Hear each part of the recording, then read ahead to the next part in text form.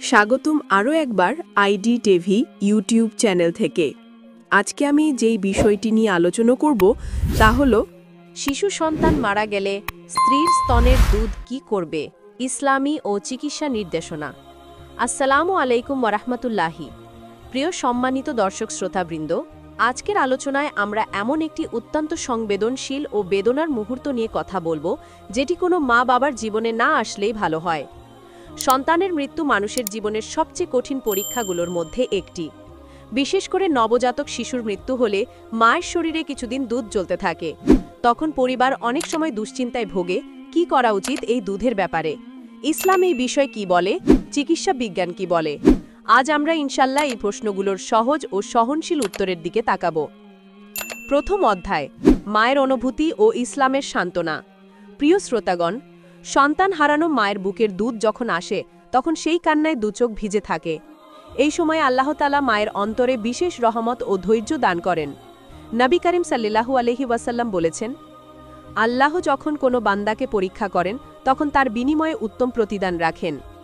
এই মা বাবাদের জন্য রয়েছে বিশাল সওয়াব ও জান্নাতের সুখবর। সন্তান ইসলামী আকীদা অনুযায়ী জান্নাতের পাখি হিসেবে থাকবে। কিয়ামতের দিনে সে তার বাবা মাকে জান্নাতে টেনে নেবে।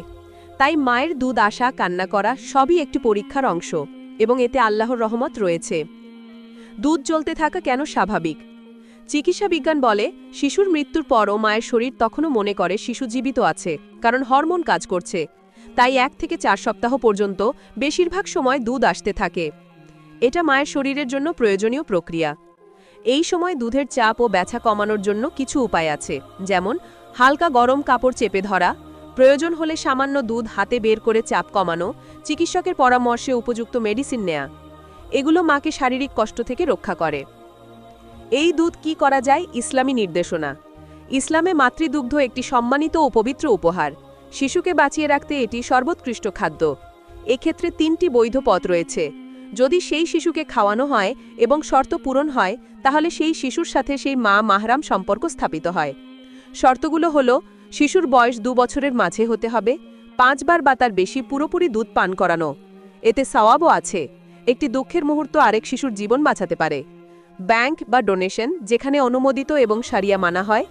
কিছু ইসলামী দেশে শারিয়া মেডিকেল বোর্ডের অধীনে দুধ ব্যাংক পরিচালিত হয়, যেখানে দুধ সংরক্ষণ করে চিকিৎসাগত প্রয়োজনে ব্যবহার করা হয়।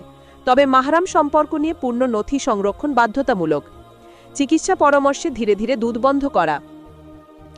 যদি মা, দেহ মন 2 দিকেই ভেঙে পড়ে, দুধ দেওয়া সম্ভব না হয়, তখন ডাক্তার সাধারণত কিছু ওষুধ ও সাপোর্ট দিয়ে দুধ বন্ধ করার ব্যবস্থা করে দেন। এখানে গুরুত্ব হলো মায়ের মানসিক প্রশান্তি, তার প্রতি ভালোবাসা, সঠিক বৈধতা বজায় রেখে সিদ্ধান্ত নেয়া। স্বামী কি স্ত্রীর দুধ পান করতে পারে? অনেকে কৌতূহলী হয়ে জিজ্ঞেস করেন। ইসলামী ফিকহের বড় বড় আলেমদের ভিন্ন মত থাকলেও সম্মিলিতভাবে এটা করলে দুধের মাহরাম সম্পর্ক তৈরি হয় না। কামভাব উদ্দীপক হিসাবে বা অভ্যাসে করা উচিত নয়। শিশুর দুধ নষ্ট হওয়া অনুচিত। শিশু মারা গেলে, মায়ের বুক ভারী লাগলে, স্বামী কিছুক্ষণের জন্য শুধু আরাম দেওয়ার উদ্দেশ্যে কোনো অতিরিক্ত কাম আচরণ ছাড়া সহায়তা করলে আলেমদের একটি দল সেটি পরিহারযোগ্য হলেও গ্রহণযোগ্য বলেছেন। তবে এটি পরিবার নিজে সিদ্ধান্ত নেবে এবং চিকিৎসককে সাথে রাখাই উত্তম। শিষ্টাচার ও সম্মান সবসময় বজায় রাখতে হবে। মানসিক যত্ন ও পারিবারিক ভূমিকা। এটি শুধুমাত্র একটি শারীরিক প্রশ্ন নয়, বরং গভীর এক মানসিক যন্ত্রণা। স্বামীর কিছু গুরুত্বপূর্ণ দায়িত্ব: স্ত্রীকে কাঁদতে না দেওয়া এবং সান্ত্বনা দেওয়া, তার শরীর ও আবেগের পরিবর্তন বুঝে পাশে থাকা, নিয়মিত চিকিৎসক ও আলেমের পরামর্শে থাকা। পরিবার, বিশেষ করে শাশুড়ি আত্মীয়রা, মাকে দোষারোপ না করে তাকে শক্তি দিক। এই দুধ সওয়াবের আমানাত। আল্লাহ দুধ দিয়েছেন, একজন শিশুকে এর মাধ্যমে বাঁচিয়ে রাখতে চেয়েছিলেন। তাহলে সেই মা বাবা দুঃখের বদলে অসীম সওয়াবের ভাগিদার হতে পারে। সবশেষ কথা হলো, দুধ নষ্ট না করে উপকারী পথে ব্যবহার করলে মা আল্লাহর কাছে তার সন্তানের নামে সওয়াব পাঠাতে পারে। সন্তানের মৃত্যু কখনোই সহজ নয়। এটা জান্নাতের দুনিয়া পর্যন্ত চলা একটি পরীক্ষা। আমরা যারা আছি তারা যেন এই মায়েদের পাশে দাঁড়াই, তাদের দুধের বিষয় সঠিক পরামর্শ দিই এবং তাদের চোখের কান্না মুছতে সাহায্য করি। আল্লাহ সব পরীক্ষা সহ্য করার তৌফিক দান করুন এবং জান্নাতে সন্তানদের সাথে হাসি মুখে মিলিত হওয়ার সৌভাগ্য দিন। আমিন। আপনাদের সবাইকে ধন্যবাদ সুন্দরভাবে শোনার জন্য। আসসালামু আলাইকুম ওয়া রাহমাতুল্লাহি ওয়া বারাকাতুহু।